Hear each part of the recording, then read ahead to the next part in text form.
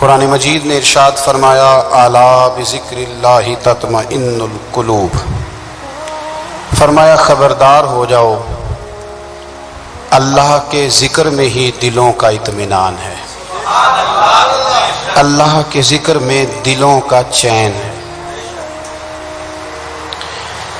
لوگ بہت سارا مال، بہت ساری دولت، بہت ساری عقل اور بہت سارا شعور ہونے کے باوجود بے سکون ہیں۔ جس چیز نے زمانے کو تکلیف میں مبتلا کر دیا ہے اور جو چیز ڈھونڈنے سے نہیں ملتی وہ اطمینان ہے، وہ قرار ہے۔ لوگ بھیک مانگتے ہیں، منت کرتے ہیں، دہائی دیتے ہیں کہ کہیں سے سکون کی دولت مل جائے، لیکن وہ میسر نہیں آ رہی۔ بڑے بڑے لوگ ہیں، اور میں عرض کر چکا ہوں کہ مالدار بھی ہیں اور عقل مند بھی ہیں، باشعور ہیں، پڑھے لکھے ہیں، پر قلبی سکون، راحت، اطمینان، چین انہیں میسر نہیں آ رہا۔ راتیں جاگ کر گزر جاتی ہیں، دن آزمائش میں بیت جاتا ہے۔ وہ کبھی اس کے لیے ٹھنڈے علاقوں کا سفر کرتے ہیں، کبھی دوستوں کی مجلسوں میں جا کر کے بیٹھتے ہیں، کبھی گھر سے دور اکیلے میں تنہائی میں وقت گزارنے کی کوشش کرتے ہیں، لیکن دولت سکون ناپید ہوتی ہے، میسر نہیں آتی۔ عرش کا رب فرماتا ہے کیوں تو بھٹکتا پھرتا ہے، کیوں دائیں بائیں جاتا ہے، چپ کر کے مسجد آ جا اور لوگوں سے بچ کے تنہائی میں میرا ذکر کر۔ اللہ ملے گا کیا؟ فرمایا اعلیٰ بذکر اللہ تطمئن القلوب، میں تیرے بے چین دل کو چین عطا کر دوں گا۔ وہ تیرا تڑپتا اور پھڑکتا ہوا مزاج، اسے میں سکون کی دولت دوں گا۔ یہ تجھے کہیں اور نہیں ملے گا، یہ میری یاد میں ملے گا۔ یہ چین، قرار، سکون تجھے یہیں میسر آئے گا۔ اطمینان قلبی زندگی کا حسن ہے بھائی، دولت سکون اصل ہے۔ بڑے ٹھنڈے کمرے میں کچھ لوگوں کو نیند نہیں آتی، اور داتا صاحب رحمت اللہ علیہ آپ جائیں تو دونوں سڑکوں کے بیچ جو فٹ پاتھ ہے نا، اس پہ بھی کچھ لوگ سوئے ہوتے ہیں۔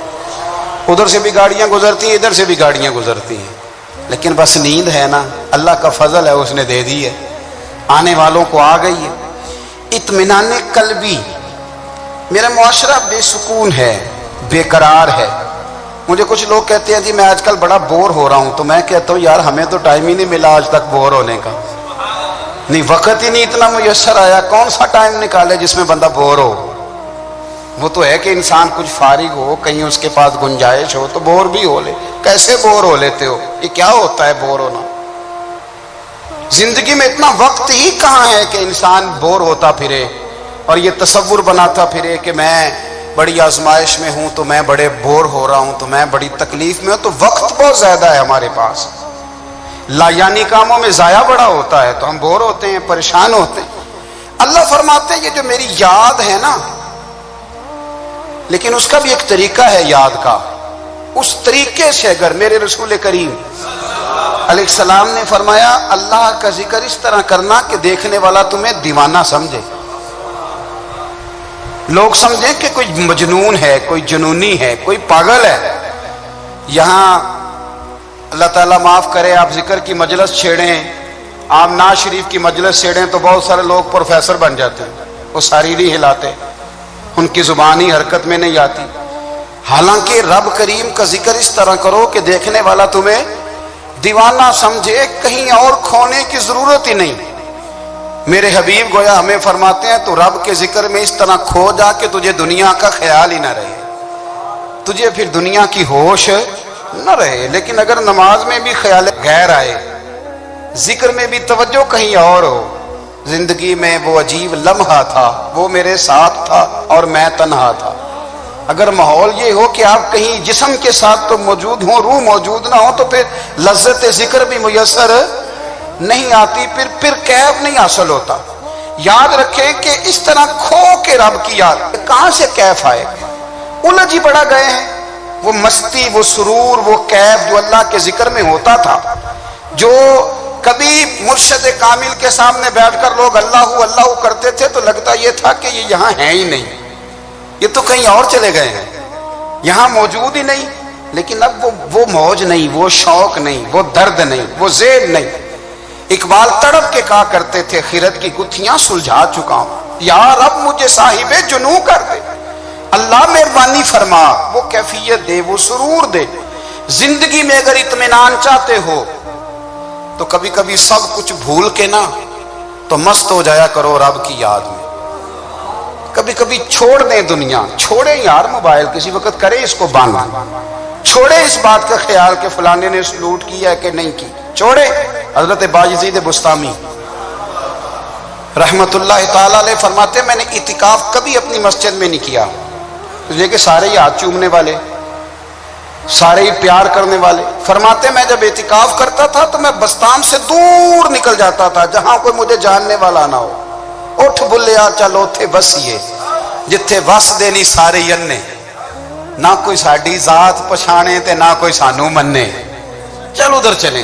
اٹھ بلیا چلو تھے وسیے جتھے وس دے نہیں سارے ہی ینے، نہ کوئی ساڈی ذات پچھانے تے نہ کوئی سانو۔ اتنا شوق ہے سلوٹ کرانے کا، اتنا شوق ہے تعارف کرانے کا، اتنا شوق ہے اپنا بتانے کا، تو یہ چیز غلبہ کر جاتی ہے، پھر نام رہ جاتا ہے، روح نہیں رہتی، پھر وجود رہ جاتا ہے، پھر باطن کی کیفیت نہیں رہتی۔ خدا را اپنے آپ کو بے چین نہ کرو، بے قرار نہ کرو، بے سکون نہ کرو، رب کی یاد میں آ جاؤ، درود و سلام میں آ جاؤ، نعت کے حسن میں آؤ، تلاوت کی دنیا میں آؤ، سجدوں کے نور میں آؤ، آؤ کبھی کھول کے دل مسجد کی صفائیاں کریں، آؤ آؤ نہ کبھی کوئی بوڑھا دادی نانی دادا ان کے پاس بیٹھ کے پیر دبا کے اللہ کو راضی کریں۔ یہ کیف والی جگہ ہیں، یہ سرور والی جگہ۔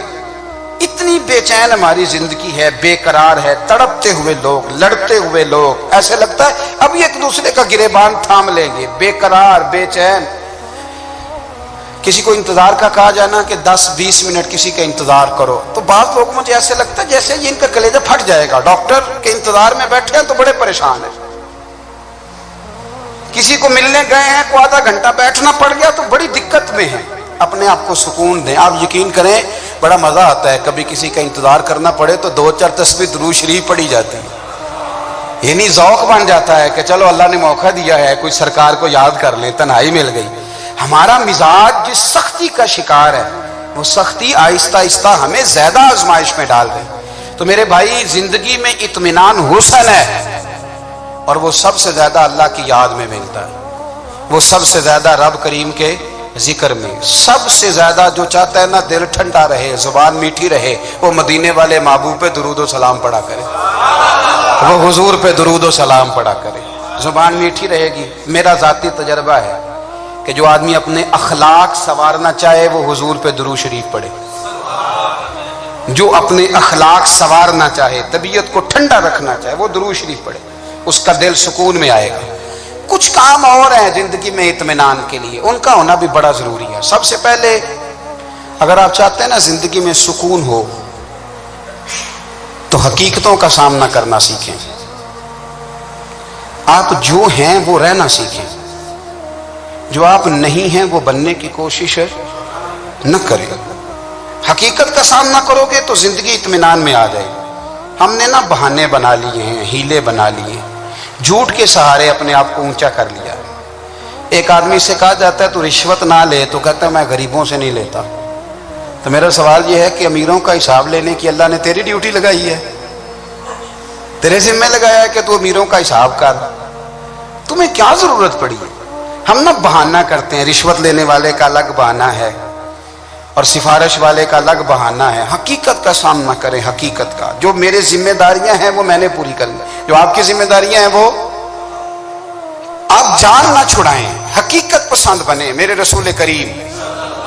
پھر پڑھیے درود شریف صلی اللہ تعالی علیہ وسلم۔ حضور صلی اللہ علیہ وسلم نے فرمایا کہ میری بیٹی سیدہ فاطمہ الزہرا رضی اللہ تعالی عنہا صرف جنتی نہیں، جنتی عورتوں کی سردار ہے۔ لیکن حضور نے یہ بھی فرمایا کہ فاطمہ یہ خیال رکھنا اگر اللہ نے حساب پوچھا تو حساب تم نے خود دینا ہے۔ حقیقت کی طرف توجہ کرائی حضور نے، وہ صرف جنتی نہیں، جنتی عورتوں کی سردار ہیں، پر حقیقت کی جانب توجہ۔ میں حقیقت یہ ہے کہ اگر مالک نے حساب پوچھا تو اس کی تیاری بھی کرنی ہے۔ دیکھیں نا، ہمیں کچھ یقین نہیں، اللہ معاف کرے کہ ہمارا حساب کیسا ہوگا، لیکن کتنے آزاد ہیں۔ یعنی بڑی دلیری سے بندے کہتے ہیں فجر نہیں پڑھتا جی، 3 پڑھتا ہوں جی، شاہ رہ جاتی ہے جی، کپڑے صاف، بڑی دلیری سے۔ اور سیدہ فاطمہ الزہرا نے ساری رات مصلی باز رکھا ہے، حالانکہ انہیں یقین تھا کہ رب مجھے بغیر حساب کتاب جنت دے گا۔ حقیقت کا سامنا کریں، جو حقوق آپ کے ہیں وہ آپ نے ادا کرنے ہیں، جو ذمہ داریاں ہیں وہ ذمہ داریاں ہیں۔ دیکھیں نا، حضرت موسیٰ کلیم اللہ علیہ السلام کے پاس اسرائیل روح نکالنے آئے تو حضرت موسیٰ نے تھپڑ مارا، آنکھ نکال دی، واپس گئے۔ اللہ انہوں نے تو جلال فرمایا ہے، کہا موسیٰ علیہ السلام سے کہیے بیل کی پشت پر ہاتھ رکھیں، جتنے بال ان کے دستے مبارک کے نیچے آئیں گے اتنے 1000 سال ان کی عمر بڑھا دی جائے گی۔ یعنی میرے کان میں کوئی بتا دے کہ جناب 60 سال بڑھ گئی، کیا آپ کے کان میں کوئی کہہ دے تو خوشی ہوتی ہے کہ نہیں؟ لیکن یہ حقیقت پسندی نہیں، اس لیے کہ 60 بھی گزر جائیں گے، 70 بھی، یہ حقیقت نہیں۔ حضرت موسیٰ کلیم، چلے میں مثال دیتا ہوں، سمجھ لے 10 بال، حالانکہ بہت زیادہ آتے ہوں گے، 10 بال اگر حضرت موسیٰ کے ہاتھ کے نیچے آئے تو 10,000 سال تو عمر بڑھ گئی نا۔ 10 یعنی 10 سال نہیں، 10 100 نہیں، 10 بہت زیادہ تھی نا۔ تو حضرت موسیٰ کلیم اللہ علیہ السلام سے آ کے عرض کیا گیا، حضور بیل کی پشت پر ہاتھ رکھیں، جتنے آپ کے ہاتھ کے نیچے بال آئیں گے اتنے 1000 سال عمر بڑھ جائے گی۔ تو حضرت موسیٰ نے حقیقت پسندی والی بات کی، فرمایا پھر کیا ہوگا؟ 10,000 سال کے بعد پھر کیا ہوگا؟ کہ حضور جانا تو پھر بھی ہے، فرمایا پھر ابھی چلتے ہیں۔ اگر جانا ہے نا، جانا ہے تو پھر، اگر جانا ہے تو پھر ابھی۔ اور سجنوں، اگر نماز پڑھنی ہے تو ابھی کیوں نہیں؟ اگر داڑھی رکھنی ہے تو پھر رمضان کا انتظار کیوں کریں، ابھی کیوں نہیں؟ اگر سچ بولنا ہے تو پھر، اگر رزق حلال کھانا ہے تو پھر انتظار کاہے کا؟ حقیقت ہوتی ہے، بہانہ ہوتا ہے، حقیقت چھپ نہیں سکتی بناوٹ کے اصولوں سے، کیونکہ خوشبو آ نہیں سکتی کبھی کاغذ کے پھولوں سے۔ یہ بات یاد رکھیں، اگر جانا ہے تو حضرت کلیم فرمانے لگے پھر 10,000 سال کے بعد بھی جانا ہے تو آج بھی۔ ہمیں بے قراری زندگی میں اس لیے کہ ہم حقیقت پسند نہیں، ہم بہانوں میں، ہم ہواؤں میں جیتے ہیں، ہواؤں میں، خیالات میں زندگی گزارتے ہیں۔ بڑا ٹائم پڑا ہے، مثلاً کتنا میرے رسول کریم صلی اللہ تعالیٰ علیہ وآلہ وسلم نے ایک دن صحابہ سے فرمایا تمہیں حیا نہیں آتی؟ حضور کیا ہوا؟ فرمایا وہ والے مکان بناتے ہو جن میں تم رہ نہیں سکتے، وہ والا مال جمع کرتے ہو جو کھا نہیں سکتے، حیا نہیں آتی؟ عرض کی حضور حکم کریں تو محبوب فرمانے لگے جوتے کا ایک تسمہ بند کرتا ہوں تو سوچتا ہوں دوسرا بند کرنے سے پہلے موت آ جائے گی، ایک سانس اندر جاتی ہے تو دوسرا آنے سے پہلے میں یاد کرتا ہوں کہ مجھے دنیا سے جانا ہے۔ تمہیں حیا نہیں آتی؟ وہ مکان بناتے ہو جن میں رہ ہی نہیں سکتے، وہ مال جمع کرتے ہو جو کھا۔ حقیقت پسند نہیں بھائی ہم۔ بہت سارے لوگ ہیں بڑی باتیں سناتے ہیں، بڑی، میں کہتا ہوں اصل میں نا زیادہ باتیں سنا کے نا بیچارہ اپنے آپ کو مطمئن کرنا چاہتا ہے، اصل بات یہ ہے کہ اندر سے نا ہلا ہوا ہے، کچھ بھی نہیں، بڑا زیادہ ہنستا ہے اور مجھے لگتا ہے کہ کوئی گہرا زخم چھپا رہا ہے۔ اس لیے ملمہ سازی، حقیقت پسند بنو، حقیقت پسند۔ یاد رکھنا من ترک صلاۃ متعمدا فقد کفر، میرے رسول نے حقیقت بیان کی، فرمایا جس نے ایک نماز بھی جان بوجھ کے چھوڑی اس نے رب کے رب ہونے کا انکار کیا، اس نے کفران نعمت کیا۔ یہ حقیقت ہے، کوئی کلیریفیکیشن نہیں، کوئی وضاحت نہیں۔ جو نماز نہیں پڑھتا، جھوٹ بولتا ہے، غلط بیانی کرتا ہے، جو شخص رزق حرام کما کے کہتا ہے کہ اس کے بغیر گزارا نہیں چلتا، وہ جھوٹ بولتا ہے۔ اس لیے کہ رب فرماتا ہے جب تجھے پیدا کیا ہے تو تیرا رزق میرے ذمہ ہے۔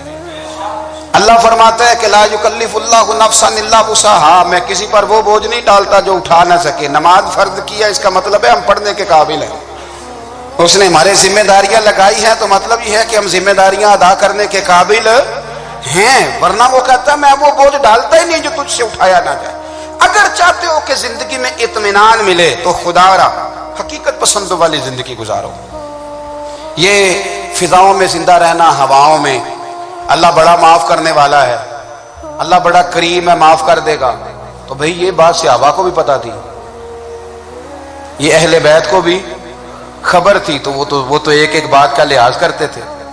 ये गौसे आजम को भी पता थी, ये उनके वालिद को भी पता थी, जिन्होंने किसी का एक सेब खा लिया था तो 12 साल उसके घर में नौकरी करते रहे। उन्हें नहीं पता था अल्लाह बड़ा करीम है, माफ कर देगा, एक सेब ही है ना। तो हकीकत पसंदी आपको सुकून देगी। और अगर आपने अपने आप को गैर मुतमिन किया हुआ है, बात कुछ और है, और आपने अपने आप को डाल किसी और तरफ लिया है, तो फिर आपको सुकून मिल सकता? सुकून हकीकत पसंदी में, असल में सुकून होता है, अदाकारी में सुकून नहीं होता। तीसरी बात सुने, अगर आप चाहते हैं जिंदगी में मुतमईन रहें तो दुनियादारों से उम्मीदें तोड़ दें, अल्लाह और उसके रसूल से उम्मीद वाबस्ता करें, औलिया अल्लाह से उम्मीदें वाबस्ता करें, सहाबा और अहले बैत से उम्मीदें, अल्लाह और अल्लाह वालों से उम्मीदें, दुनियादारों से उम्मीदें। आपको पता है दुनियादार की तबाही कब होती है? जब उन्हें खुशामदी मिल जाता है। चौधरी का बेड़ा उस वक्त गरक होता है जब उसे चौधरी कहने वाले ज्यादा हो जाते हैं। सेठ साहब और नवाब साहब बेचारे तबाह तब होते हैं भोलेपन में, जब उनके दाएं बाएं रेला होता है सेठ साहब कहने का। लोग उन्हें खाना चाहते हैं, प्यार उनका नहीं होता, उनकी जेब का होता है। मोहब्बत उनसे नहीं होती, उनकी कुर्सी से होती है। जरूरियात का प्यार होता है, तबाह कर दिया जाता है। हमारी सारी तवक्कुआत दुनियादारों से वाबस्ता हो गई है। नाराज ना होना, पीरों ने, मौलवियों ने, दरवेशों ने, उन्होंने भी सेठ रखे हुए जलसों की सदारत कराने के लिए।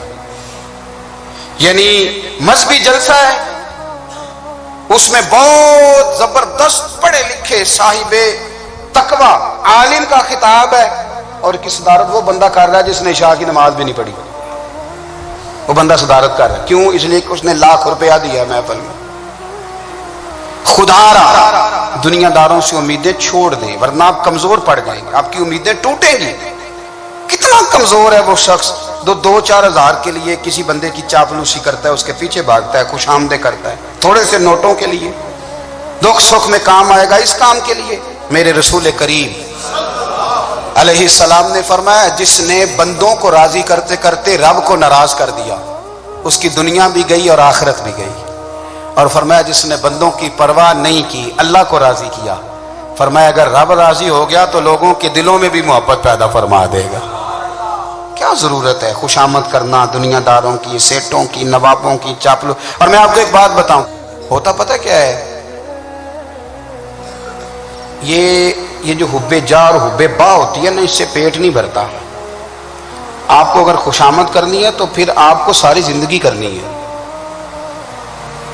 फिर उनको भी पता होता है कि ताल्लुक किस बुनियाद पर है, इसमें कभी भी खुलूस पैदा नहीं होता। आप बेचैन रहते हैं, बेकरार रहते हैं, आपको तकलीफ रहती है हमेशा। कभी भी दुनियादारों से उम्मीदें वाबस्ता ना करें। एक बात सुने बड़ी शानदार, इमाम गजाली ने लिखी है। इमाम गजाली फरमाते हैं कि हारून रशीद ना हज करके वापस आया बगदाद में, तो कोने में हजरत बहलोल दाना बैठे थे। रश बहुत था, मजमा बड़ा था। हजरत बहलोल दाना भी सड़क के किनारे बैठे थे, तो सिपाही कहने लगे यहाँ से उठ जाओ। फरमाने लगे हारून रशीद की जमीन नहीं, जमीन मेरे रब की है, मैं क्यों उठूं? वो करीब से गुजरा तो सलाम ली, तो आपने उसका प्रोटोकॉल देखा तो फरमाने लगे हारून रशीद तुझसे तगड़े तगड़े मोटे मोटे प्रोटोकॉल मैंने लोगों के देखे हैं, और ये जो तेरे दाएं बाएं आज तेरे नारे लगा रहे हैं, ये पहले उन लोगों के नारे लगाया करते थे। और थोड़ा वक्त गुजरने दे, जो तेरे बाद आएगा ना, ये सारे फिर उनके नारे भी लगाएंगे। तू झूठ की दुनिया में जिंदा है, इनसे तूने उम्मीदें वाबस्ता की हैं, ये कल उसके नारे लगाएंगे। उसके दिल पे बड़ा असर हुआ, घोड़े से उतर आया, आगे कहने लगा हुजूर आपने मुझे बड़ी अच्छी नसीहत की है, मेरा दिल बड़ा ठंडा हुआ है। मैंने सुना है आप मकरूज हैं, कुछ लोगों का कर्ज, तो मुझे कोई हुक्म ही कर दें। आप हंसने लगे, फरमाने लगे यार तू तो बड़ा ही बेवकूफ है, बड़ा ही बेवकूफ है तू, मैं तुझे नसीहत कर रहा हूं, तू मुझे उलझा रहा है। हुजूर कोई हुक्म कर दें। کیا خوبصورت انداز ہے رب کریم کے بندوں کا. حضرت بہلول دانا فرمانے لگے تیرا رب کون ہے؟ کہا اللہ. تو فرمایا میرا کون ہے؟ کہا اللہ. فرمانے لگے یہ تو نہیں نہ ہو سکتا کہ اللہ ہارون رشید کو دیتا رہے اور بہلول دانا کو بھول ہی جائے. یہ تو نہیں نہ ہو سکتا کہ ہارون رشید کو دیتا رہے اور بہلول دانا کو بھول جائے. فرمایا اس کا دل، اس کا ارادہ ہوا، ارادہ قدرت ہوا کہ بہلول مقروض رہنا چاہیے. تو اگر رب مجھے رکھنا چاہتا ہے، دکھ قبول محمد بخشا راضی رہن پیارے، اگر وہ چاہتا ہے میں مقروض رہوں تو میں بھی چاہتا ہوں کہ میں مقروض ہی رہوں. یہ تو نہیں نہ ہو سکتا کہ تجھے دے اور مجھے نہ دے. فرمایا میری تجھ سے کوئی امید نہیں، مجھے جب بھی دے گا میرا رب بھی دے گا، اور وہ دے گا تو پھر انشاءاللہ خزانے کھول کے دے گا. دنیا داروں سے امیدیں وابستہ کرنا، لوگوں کے پیچھے، یہ چھوڑ دیں. آپ بے چین رہیں گے، بے قرار رہیں گے. اللہ والوں سے ضرور امیدیں وابستہ کریں، اس لیے کہ ان کے پاس جو کچھ ہوتا ہے وہ دراصل رب کا ہی ہوتا ہے. لیکن سیٹھوں سے، نوابوں سے، سیاستدانوں سے باز آ جائیں. ہماری بڑی امیدیں وابستہ ہیں. میں اکثر کہتا ہوں جتنے پھیرے نوکری کے لیے دنیا دار کے دروازے پہ لگائے ہیں نا، اس سے کم دفعہ مسجد میں نفل پڑے ہوتے تو رب اتنی بڑی مہربانی فرما دیتا. تیسری بات یہ یاد رکھیں، اگر سکون لینا چاہتے ہیں نا، اگر سکون لینا چاہتے ہو نا تو لوگوں کو ڈسکس کرنا بند کر دو. کس کو اللہ نے کتنے پیسے دیے ہیں وہ جانے اور اللہ جانے، کس کو اللہ نے کتنی گاڑیاں دی ہیں وہ جانے، اور لوگوں کو ڈسکس کرنا. جی یعنی میں ایک جگہ بیٹھا تھا تو ایک صاحب گاڑی والا گزرا، گاڑی میں بیٹھ کے، اس کا پڑوسی تھا، کہندے تھا منہ ہے کار والا. میں کہ وہ تے ہے تاں ہی بیٹھا ہے. تے ہن میں کہ سمجھانا سی نا انہوں، میں کہ توں تے میں حساب لائیے بھی ساڈے کول کوئی نہیں، وہ تے ہے. لیکن نا اللہ نے اسے دی ہے نا، تو اللہ نے چاہا نا وہ کار میں بیٹھے. تو اس نے پھٹے پہ بیٹھ کے یہ تبصرہ کیا کہ منہ ہے کار والا.